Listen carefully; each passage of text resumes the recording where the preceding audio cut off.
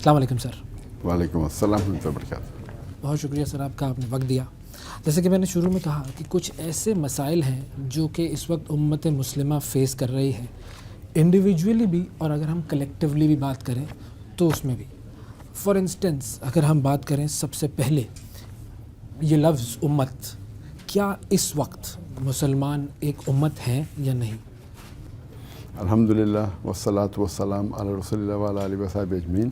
اما بعد، اعوذ باللہ من الشیطان الرجیم. بسم اللہ الرحمن الرحیم. رب اشرح لی صدری ویسر لی امری واحلل عقدۃ من لسانی یفقہوا قولی.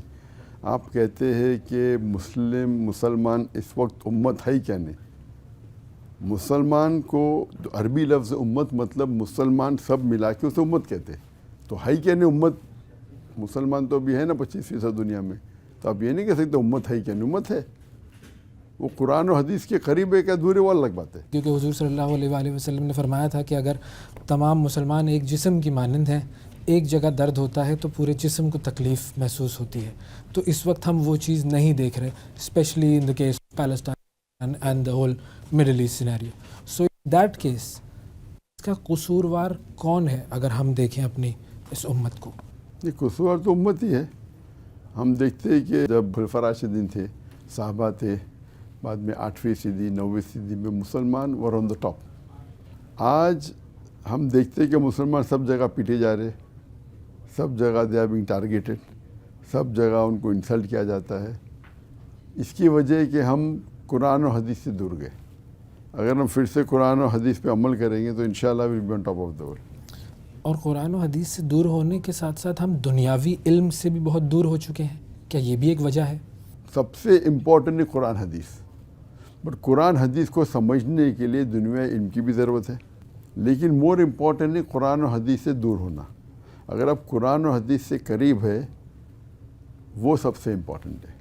اور قرآن حدیث کو جیسا میں نے کہا کہ قرآن میں بھی لکھا ہے کہ آپ علم حاصل کرو، تو وہ تو ریکوائرمنٹ ہے. لیکن جو پہلے گائیڈنس قرآن مجید میں دی گئی تھی، اللہ تعالیٰ نے انسانیت کو اقرا پڑھو.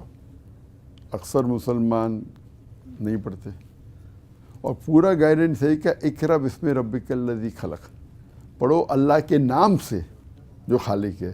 تو پڑھتے تو اللہ کے نام سے نہیں پڑھتے. تو پڑھنا ہے ضروری ہے، لیکن اللہ کے نام سے پڑھنا اور ضروری ہے.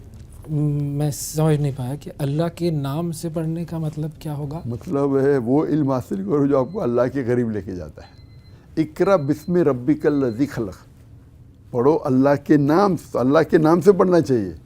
وہ علم اگر آپ کو اللہ کے قریب لے کے جاتا ہے تو وہ علم آپ کو اس دنیا میں بھی بینیفٹ کریں گے، آخرت میں بھی.